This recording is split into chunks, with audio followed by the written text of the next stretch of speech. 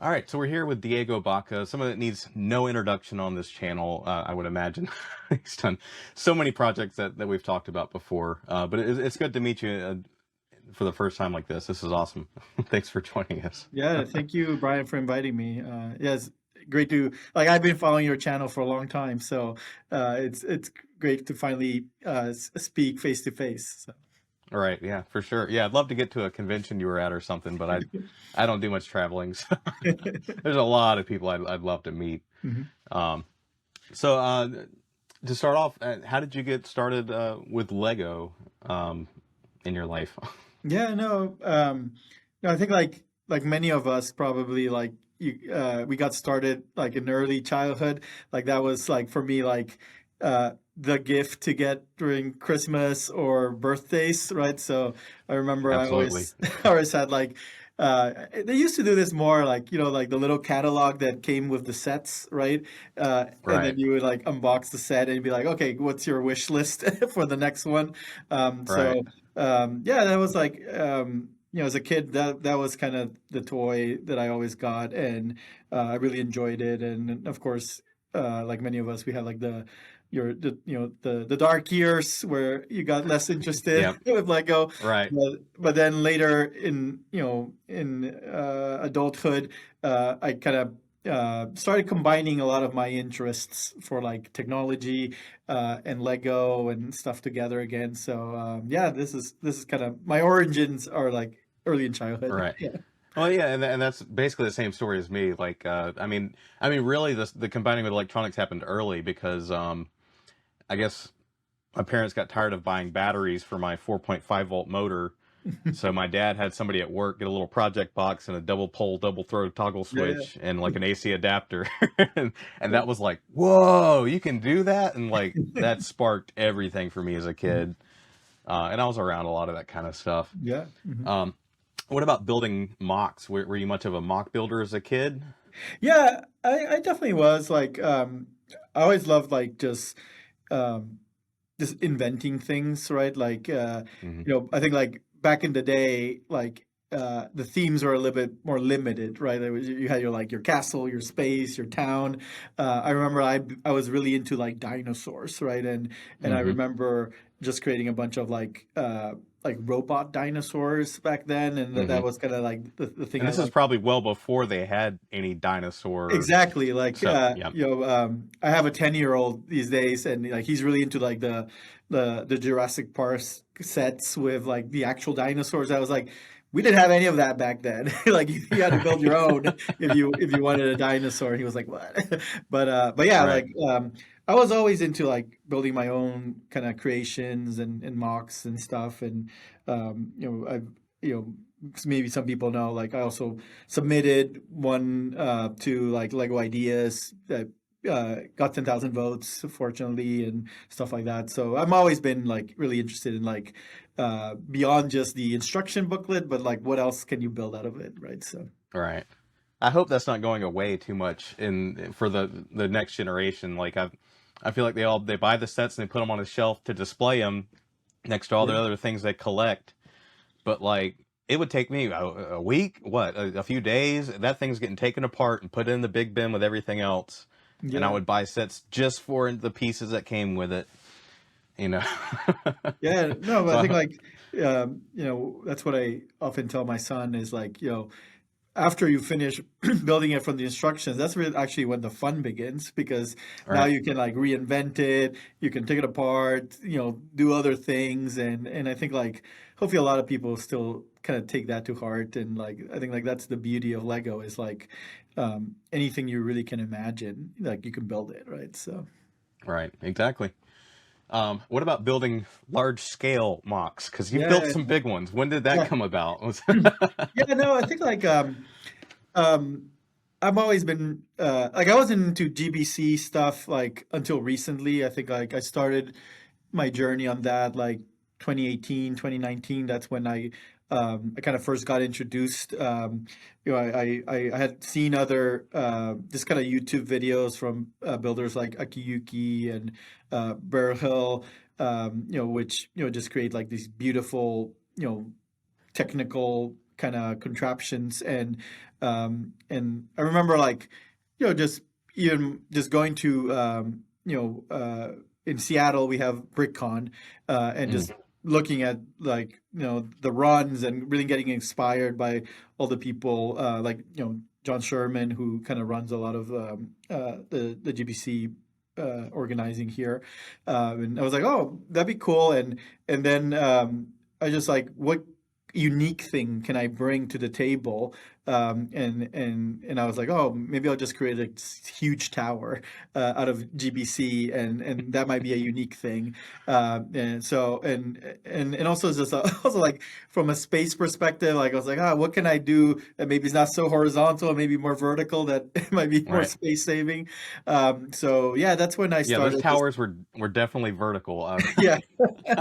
So that's where I was like, oh, I'm into these like big big contraptions, and seeing how I could tie, because I really wanted to like build a lot of like the Akiyuki contraptions out there, and Mhm. and that was a way for me to like just kind of build them all, and put them together in some interesting way, but still putting in some of like the creativity of like, okay, great, like if I'm going to do them vertically, that brings a set of like unique challenges to solve, Right. right? Beyond just like, building the mechanism, but then how do you lay them out? How do they connect? Right. All those other things. So yeah, Yeah, instead of that's like a bunch of Akiyuki modules in a row, yeah. you're going up. So you I'm got going you up. got to get Yeah. the bulb all the way to the So top, and that yeah. that presented its own unique challenges. That that's what the thing that I love about GBC.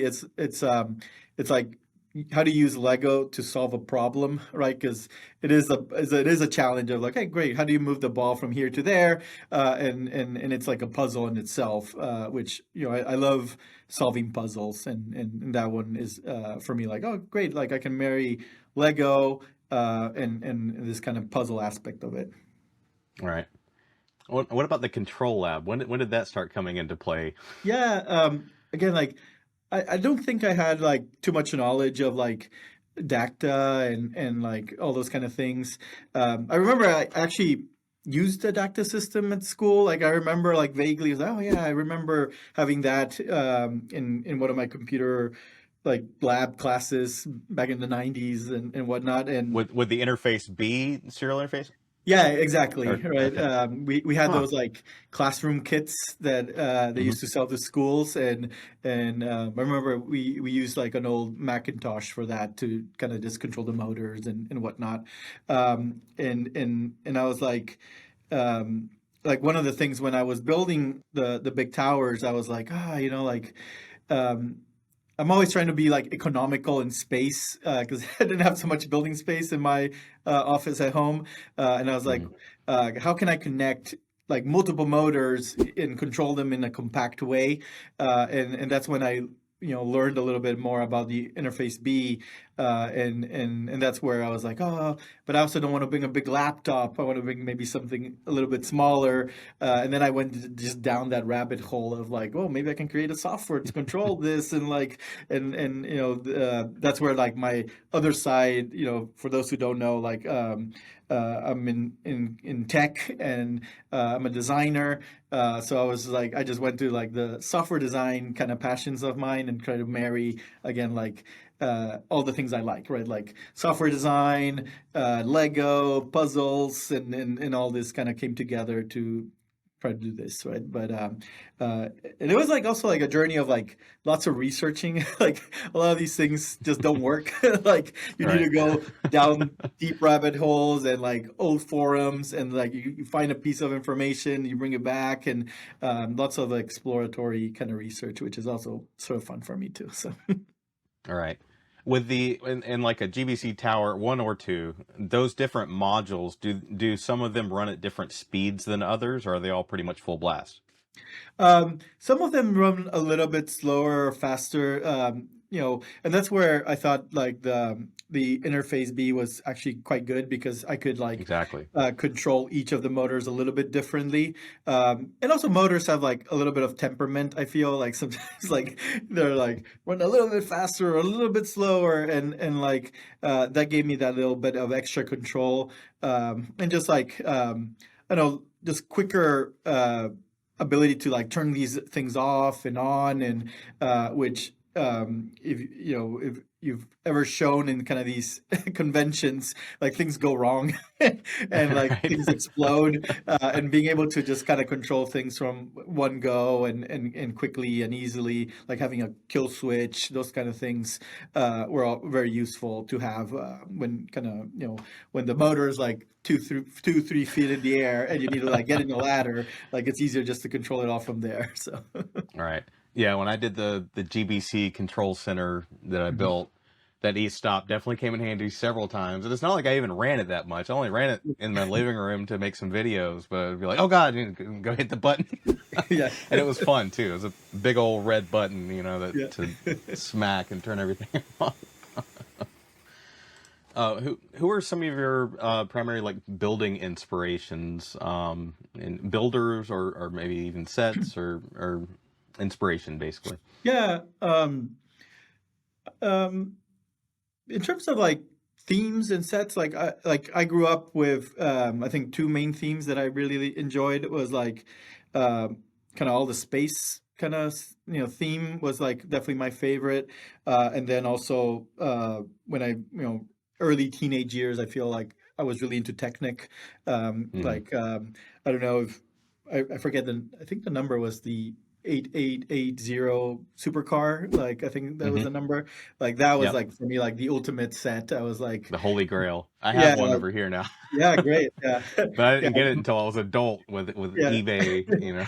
Yeah, I remember I had to like really do a lot of chores for my dad to like finally get that one for me, and he was like, "Oh yes, finally!" Hmm. And it was just like such an amazing set. Like all the I think it took Technic to a next level of detail, and just like there was such like unique parts to control all the mechanisms and stuff, and so yeah, for me like from a set and themes perspective, those were like big influences. Um, which later in life, I think that's where it unlocked a little bit of my interest for like GBC and all those kind of contraptions. Like Akiyuki is like for me like definitely was I was like blown away by his designs, of course. We all are. Yeah, we still he's still the master of GBC, even though he's I think slowed down a little bit in terms of creating new modules. But every now and then when he does release one, it's like amazing, takes it to the next level. Uh, but Hmm. uh, but yeah, like that was really interesting for me, and like I really love like especially builders who kind of contribute to the community and put them out there so people can uh, build them themselves, or even remix it. Like I've seen so many remixes of different Akiyuki models, which for me like that's how you contribute and make the community thrive, right? So I'm always inspired by folks who post their creations, post even instructions to follow. So I've been trying to kind of follow in those same footsteps, right? So all my towers that I've built, you can go to the site and get all the instructions, get all the ways to recreate it, and it's always impressive. I feel like you build these things that are massive, and you're like, nobody's gonna build them, and then I'll get a picture from somebody in Germany being like, here's what I built it, right? And I was like, what? Like for me, that's like super crazy, and it was funny because when I first took it to BrickCon, people were like, "Oh my God, this amazing, huge Lego contraption," and I was like, "Yeah, I don't think anybody's gonna ever build this." And he's like, "They're like, oh, you'll be surprised. People are gonna build it like next week." And fair enough, like somebody had built it. I was like, I Yeah. was blown away, and people keep sending me pictures of like people recreating some of the towers. They often ask me questions of like, "Hey, I'm having trouble with this mechanism. How did you solve this?" Which for me is part of the fun of just engaging the community and providing tools for people to use to unlock their own creations, which is, I think, like the other day somebody sent me a picture of like them using my software that I built to control the interface B, and I was like, oh, awesome, somebody's using it. That's great. So, Right. And that's something I have to remind myself sometimes is that every bit of you put out into the internet, you won't always hear about it. There are mhm. probably people who love your work and have copied everything you've done and followed every instruction, but they might not actually take that step of reaching out. If they didn't have a question, they might not reach out. So Yeah. like I always remind myself that, and just with every video, like if it doesn't get a ton of views or Yeah. like it's like somebody appreciates it, Yeah. and it and for GBC, like that, I think that's one thing I really love about that community is the collaboration. It's kind of unique in the Lego world, I think, in that way that you can build other people's modules, or you can build upon them, or you can upgrade them or mod them, and it's a really cool collaborative effort. And then you get to put them all together in a Yeah. line and watch them go.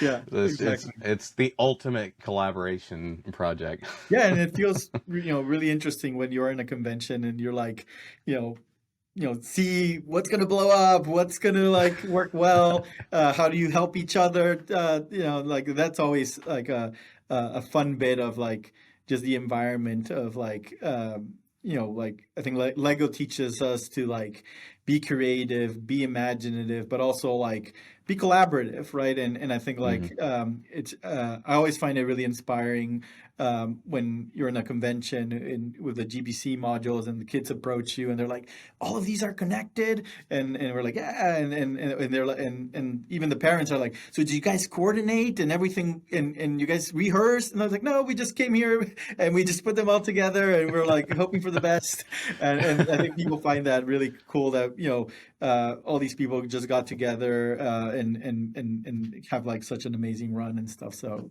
for me, that's part of the fun of it. So All right. So one question we have from Professional Noob, that's one of our Discord members. He says, "What is your favorite Lego set, and why is it 8860?" So he might have been close. Is it 8880, or is what's the favorite set? okay, let's see. Yeah, the definitely like that Technic supercar is one of my favorite sets for sure. Um, the other one of my other favorites, I would say it's and again, uh, there's probably two phases of my life. One when it was more like I love the space sets, and then when I love the Technic sets the most.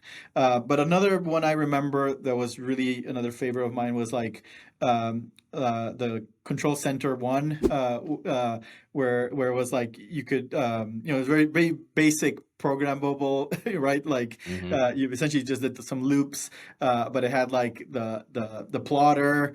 I think there was like a crane. Like There's I like a little remember grabber arm thing, exactly the and grabber arm yeah. thing. Like I remember that one was like my first programmable, I think, device from Lego, and I was like totally like blown away. I was like, oh my god, like you can like actually start programming motors and do all these interesting things. Like, and that was always like stuck to me as like something that I had never done, and actually sparked a lot from like a creativity point of view, but also like I think it even influenced like my career and all these other things of like the type of things that I want to pursue later in life. Um, Yeah. and then from maybe more uh, kind of just like model kind of base sets, I said like the space sets are usually um, uh, uh, have a really special place in my heart. Um, I would say like I really was into like the Blacktron kind of theme, especially like the action like Generation One, not Generation Two as much, but Generation One Blacktron for me was my favorite. I didn't have like all the big sets back in the day, but I remember I think it's called Alienator, the one that had like it's like a walker. Like I remember, that one was like one of my favorite sets for sure.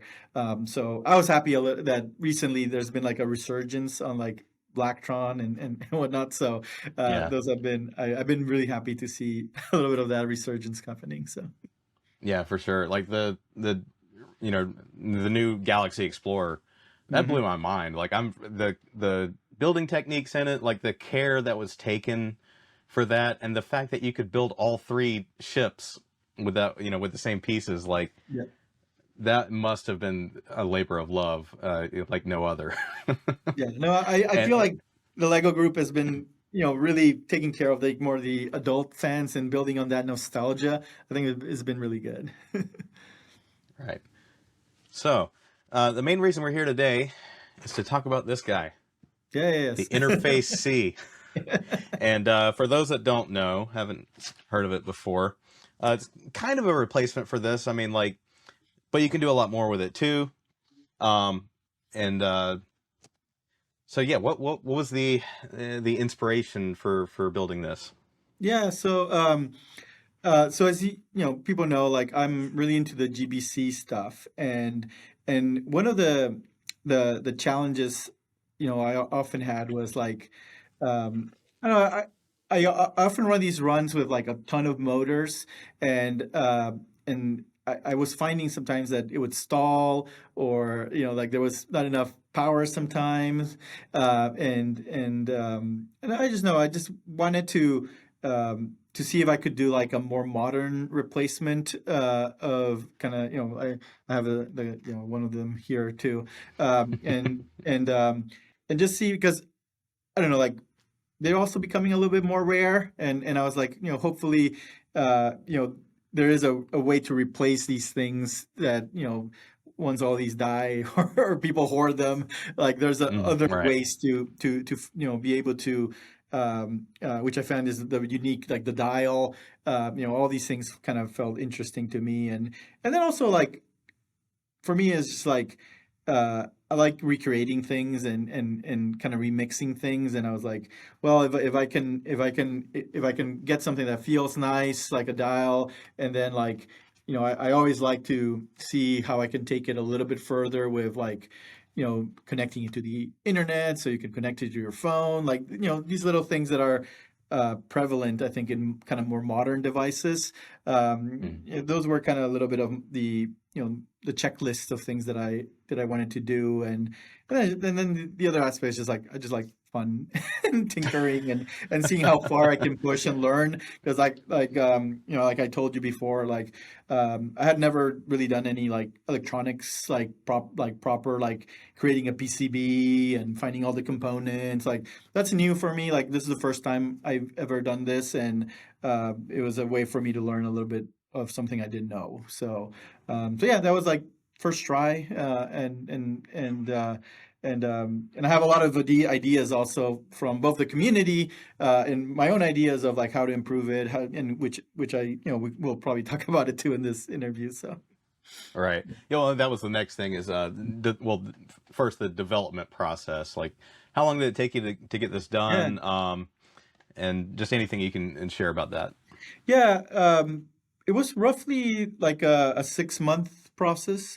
I was just like doing a bunch of sketches of like things I would want like a modern controller to do. Like, I think there's a couple of things I wanted. Like, I wanted to interface with the motor without an extension cable, just plug it in directly. I wanted to see if I could like. Um, Create something that I could control with a microcontroller, so I could uh, connect it to web devices, but also maybe in the future do more of the programmable kind of stuff that I think you're capable to do.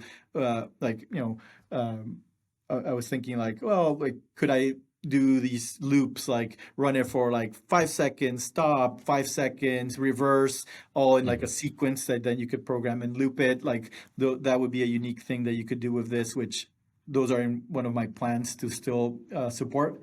Hmm. Um, and then Is also is there like a have you seen a GBC module that uses the servo power function servo and it just goes back and forth with it or something? I feel like I saw that somewhere, but when I thought of programming, I was like, yeah, you could probably just program that thing to just make it go back and forth. yeah, like there's a lot of ways people do it mechanically, right? Like they're like, oh, and then they switch, and like they'll use the switch piece, or Hmm. and I was thinking, well, you could just time it also, and then use like something programmable to do kind of that, and I do think like there's a lot of potential to tweak it, modify it, and then the third aspect was like I was just trying to see if I could run more. motors from the one device without having too much of like some of the electrical challenges, or even if it did, like I think there would be an opportunity to just tweak things, right? And be able Right. to like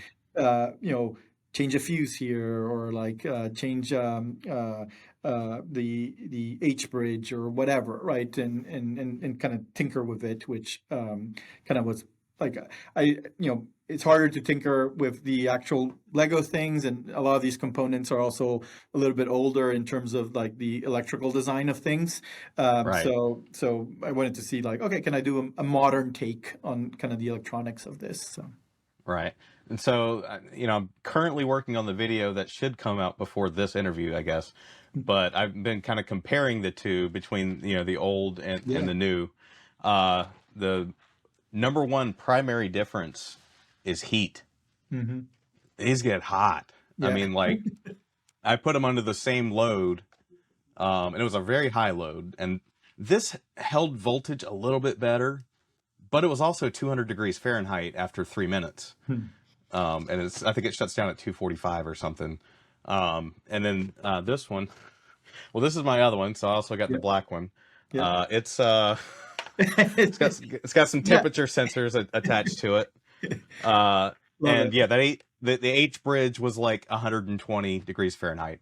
Yeah. Nothing. I Yeah. mean, just barely even knew it was running. Yeah. And Yeah. I think it was like 1.5 amps or something. I don't know. And this one is a little bit modified too. Um, but I think that's a big difference, is that these just tend to overheat and shut off. Yeah. Even with trains, people usually don't do more than two 9-volt motors on these. If they're doing a long term, if they're at a show, Yeah. they got a heavy train, it's probably going to shut down. So that's been the main thing difference I saw was that, not to mention all the extra stuff you can do with it too, programming or whatever. Yeah. Yeah, and I think like that was the desire too. Is like, I even when I posted it to the forums, kind of announcing it, like my goal is not to like, oh, I'm gonna sell this to everybody, and everybody wants one, because there's probably way cheaper solutions out there. Yeah. But the desire is really to like, it's sort of like a way for anybody who really wants to tinker with these kind of things, has a platform to do it, right? Like, I'm pretty open of like, hey, if you want the software, if you want, just reach out to me, and I'll I'll give it away. I'm not really into the like the money aspect of it, but more about like, can I provide the tools for people to like do cool things with these things, right? Yeah, that's my main motivation, right? Like being able to like allow people to kind of remix it, do cool things, have fun with it. Yeah. And that I've even told a couple people that they were like, why did he do this? Or why is this? And I'm like, at the end of the day, he built something cool and he's sharing it. Like, it's not like a product. Like, Yeah, it didn't seem like from the outset it was like, I'm going to make this product. It was like, I want to make this cool thing. It's like, oh, well, people are asking about it, or, yeah, here's the designs, here's this, like, and you're very open with all that stuff with the 3D print files and software and all that. yeah, That's awesome. yeah, I yeah. definitely Because appreciate it.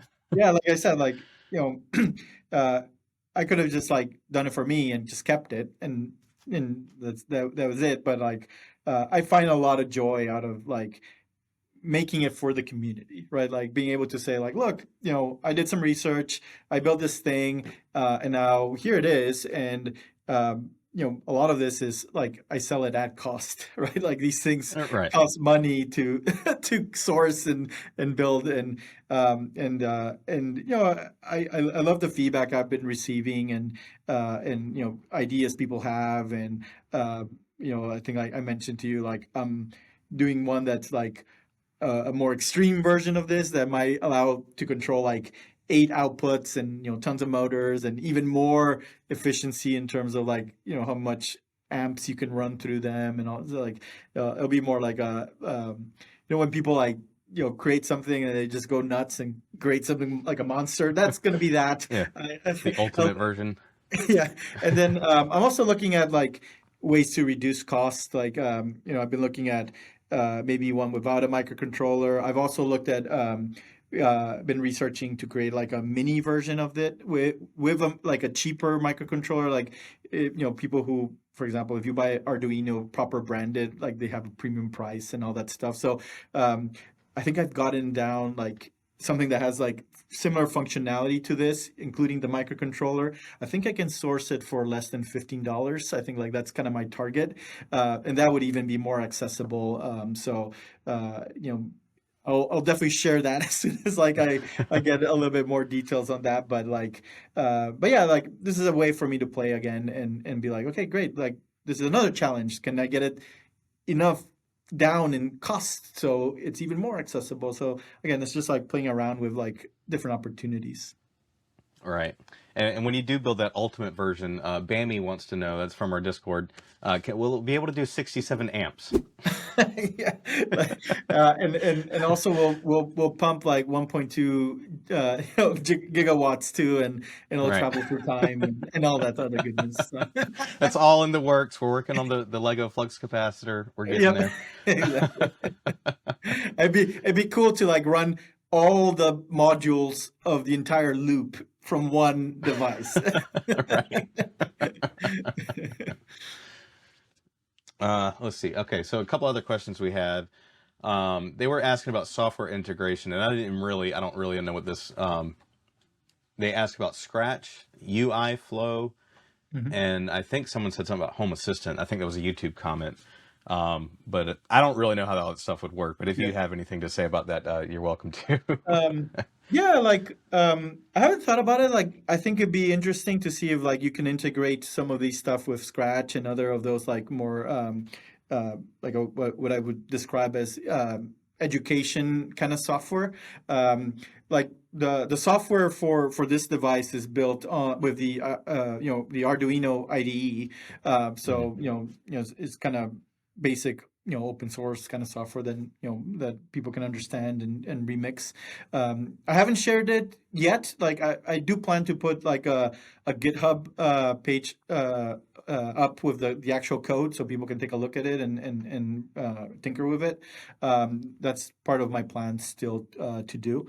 But yeah, that'd be I think interesting to see if like when I was talking about like, oh, what programmability options are there? Because this is just an Arduino device, Right. you could theoretically, connect it with Scratch and other kind of software, and then Python and whatnot to kind of run the same things, right? So again, that's I think the beauty of this is like because it has a Arduino microcontroller, you can interface it with it, and once you can program it. You just hook it up through USB-C, and you can upload up whatever program and really play around with it, right? So it becomes a platform to do interesting things with, like connecting your motors, right? Which sometimes Lego is not as open. I think they've been open more recently, but also like a lot of the power up stuff is pretty expensive too, right? So Right. Yeah.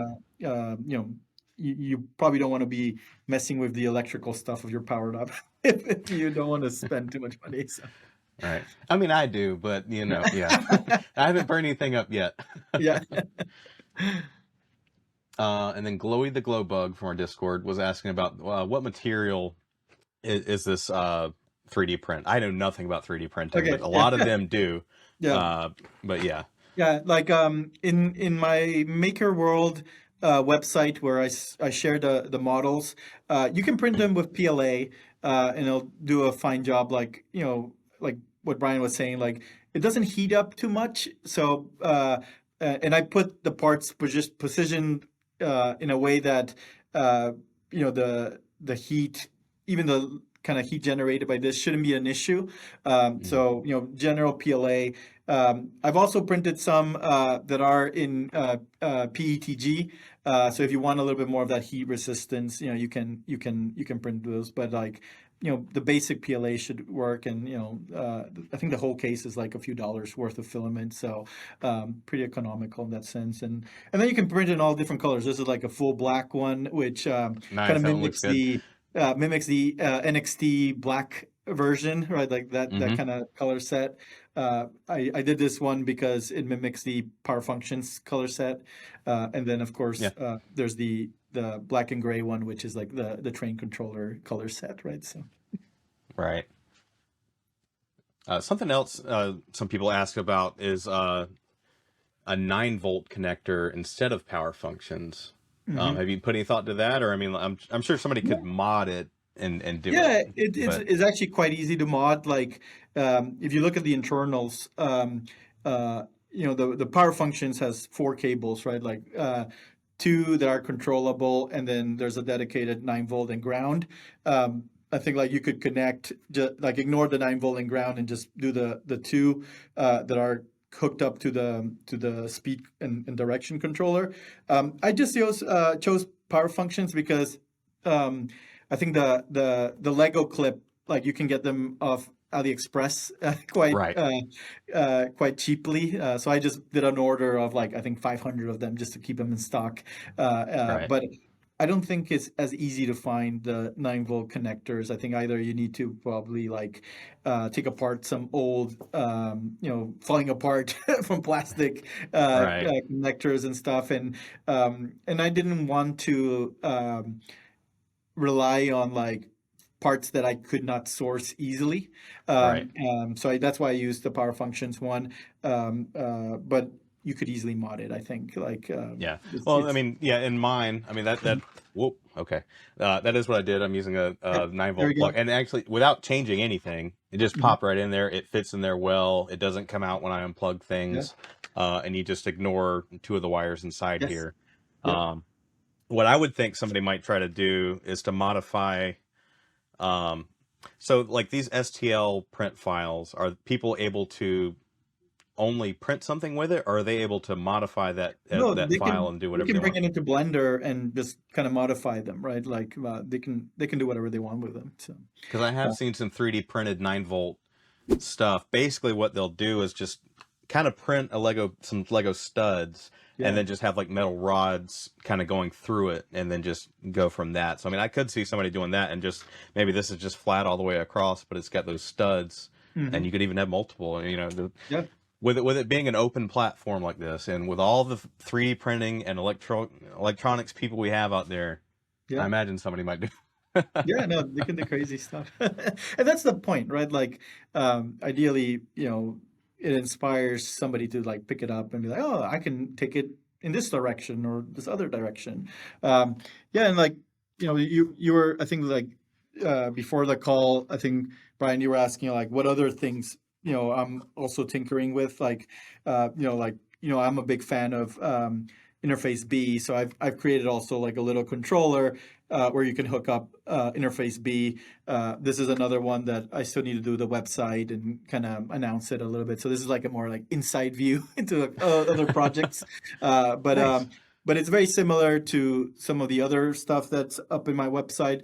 But I'm always looking for ways to like reduce the stuff I take to these conventions. So this one is like a little, essentially, again, an Arduino in here, and then you can just connect interface B here, and it works, right? Like low setup, you don't have to plug in any computer or anything like that.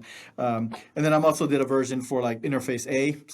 Oh, very nice. So again, you cannot do the full programming yet, but at least you can, if you wanted to use the old like motors from that era, you could theoretically control all the old motors using the interface A in this little device. Again, you don't have to have any other computer; you just control it through kind of this and your phone or whatever. So again, another project I still need to do a website and the proper announcement, but like I always try to keep like these ancient devices up and running. So like this is one for like interface A too. So We definitely have some Interface A fans in the community and in the Discord and everything. So that's awesome. That's a cool one. All right. Well, I think we're basically out of time here. But is there any final words and where to go to find out more information, those kind of things? And I'll put all the links in the yeah, description. But you can still yeah, find. like yeah. I'll give you like I think you'll put in the video like my website so people can like kind of go to the description and click the links, which I think that's the easiest. And yeah, and if you're interested, like again, like feel free to contact me at any point. Like there's links to way to contact me from my websites. Uh, uh, you can also find my GBC creations in Rebrickable. I often have a good discussion going on people who want to recreate those from there. But also like GBC Tower, which is my website, has all the instructions and ways to recreate those big towers if people are interested. Uh, but yeah, like I always am excited to hear from the community if they have ideas or concepts or ways they remix my work. That's the best I can hope. I feel for these kind of creations. It was really cool to see like I think it was a couple months ago somebody rebuilt GBC Tower 2, but they made it all in these fun colors and stuff. And I was like, oh, that's awesome. Like, it's like a candy version of GBC Tower 2. And I was like, oh, that's amazing. Wow. Like that really motivates me to like create the next version and people often also reach out to me. It's like, oh, is GBC Tower 3 in the works, and I always tell them, oh yeah, I have some plans, I have some ideas. The projects take longer, life gets in the way, but Right. but hopefully there'll be one coming up, maybe this year, maybe the next year, we'll see. I've been spending a lot of time on kind of the interface C designs right now, but my goal hopefully is to like bring kind of the Monster 8 input one to the convention and run the next tower using that. That's kind of my goal. We'll see if it all happens by by September, which is the next BrickCon, but we'll see. Right. Yeah. Sounds awesome. Can't wait to see it. Yeah. Well, thanks so much for joining us, man. Yeah, no, thank you, Brian. Like I think I also want to send a little bit of appreciation your way of kind of like your channel and how you really bring like a lot of like joy, I feel, on like exploring all these different kind of just electronics and Lego and I love how kind of open you are and like how much you engage with the community. I really appreciate all the work you do also. Well, thanks. Yeah, it means a lot.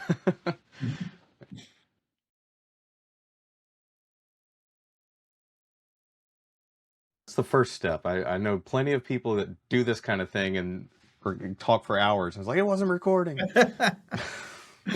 Yeah. Happens to all of us, I guess. Absolutely.